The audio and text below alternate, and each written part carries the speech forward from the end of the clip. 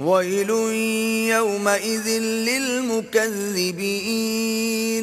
اس دن جھٹلانے والوں کی خرابی ہے.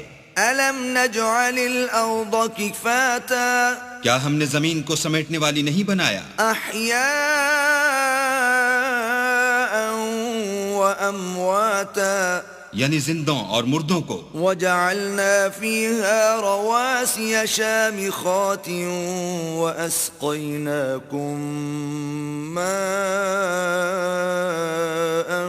فراتا اور اس پر اونچے اونچے پہاڑ رکھ دیے اور تم لوگوں کو میٹھا پانی پلایا.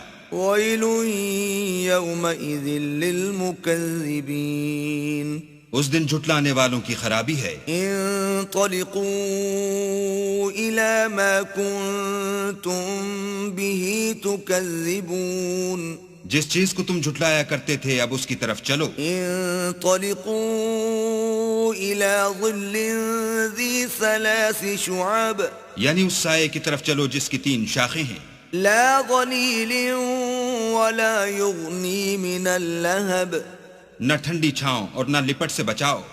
انها ترمي بشرر كالقصر اس سے آگ کی اتنی بڑی بڑی چنگاریاں اڑتی ہیں جیسے محل. كأنه جمالة صفر گویا زرد رنگ کے اونٹ ہیں. ويل يومئذ للمكذبين اس دن جھٹلانے والوں کی خرابی ہے. هذا يوم لا ينطقون